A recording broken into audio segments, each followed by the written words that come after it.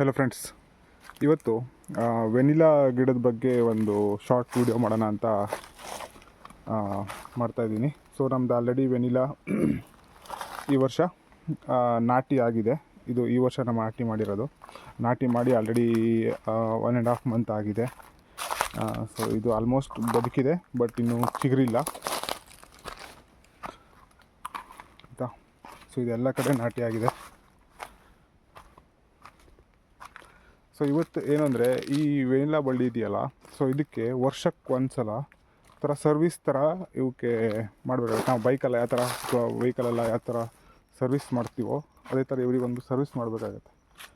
ಅಂದರೆ ಈ ವೆನಿಲಾ ಬಳ್ಳಿ ಎಲ್ಲ ಈ ಥರ ಮೇಲ್ಗಡೆ ಹೋಗಿರುತ್ತೆ. ಸೊ ಅದನ್ನು ಬಗ್ಗಿಸಿ ಮಾಡಿದ್ರೆ ಮಾತ್ರ ಈ ವರ್ಷ ಹೂ ಬರುತ್ತೆ. ಸೊ ಅದೇ ಥರ ನಾನಿವತ್ತು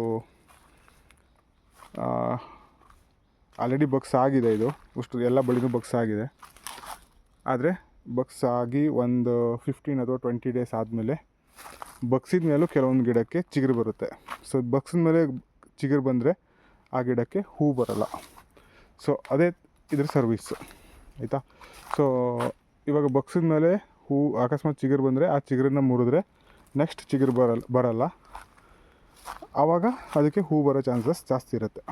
ಸೊ ಅದನ್ನೇ ನಾವು ನಾನಿವತ್ತು ಮಾಡ್ತಾಯಿದ್ದೆ.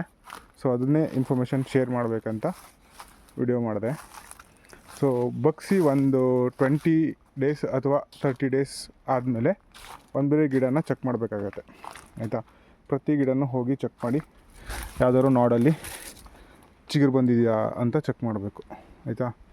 ಅಕಸ್ಮಾತ್ ಚಿಗುರು ಬಂದಿದ್ದರೆ ಅದನ್ನ ಕಟ್ ಮಾಡಬೇಕು. ಕಟ್ ಮಾಡಿದ್ರೆ ಮಾತ್ರ ಹೂ ಬರುತ್ತೆ. ಅಕಸ್ಮಾತ್ ಆ ಚಿಗುರಲ್ಲಿ ಬೆಳೆಗೆ ಬಿಟ್ಟರೆ ನೆಕ್ಸ್ಟು ಹೂ ಬರಲ್ಲ. ಸೊ ಆ ವರ್ಷದ ಬೆಳೆ ಲಾಸ್ ಆಗುತ್ತೆ ಮತ್ತು ಆ ಬಳ್ಳಿನೂ ವೇಸ್ಟ್ ಆಗುತ್ತೆ. ಸೊ ನೋಡಿ, ಇದು ಯಾವುದಕ್ಕೂ ಚಿಗುರು ಬಂದಿಲ್ಲ. ಆಲ್ರೆಡಿ 1.5 ಮಂತ್ ಆಗಿದೆ ಬಟ್ ನಿನ್ನೆ ಒಂದು ಗಿಡಕ್ಕೆ ಮಾತ್ರ ನನಗೆ ಚಿಗುರು ಸಿಕ್ಕಿತ್ತು, ಬಟ್ ಬಾಕಿ ಯಾವುದಕ್ಕೂ ಬಂದಿಲ್ಲ ಅನಿಸುತ್ತೆ. ಸೊ ನೀವು ನಿಮ್ಮದು ವೆನಿಲಾ ಬಳ್ಳಿ ಮಾಡ್ತಾಯಿದ್ರೆ ಸೊ ಇದನ್ನು ನೆನ್ಪಿಟ್ಕೊಳ್ಳಿ. ಗಿಡ ಒಂದು ಬಗ್ಸಿದ ಮೇಲೆ 1 ಮಂತ್ಗೆ ಚೆಕ್ ಮಾಡಿ ಏನಾದರೂ ಚಿಗುರು ಬಂದಿದೆಯಾ ಅಂತ. ಚಿಗುರು ಬಂದರೆ ಇಮಿಡಿಯೇಟಾಗಿ ಕಟ್ ಮಾಡಿ.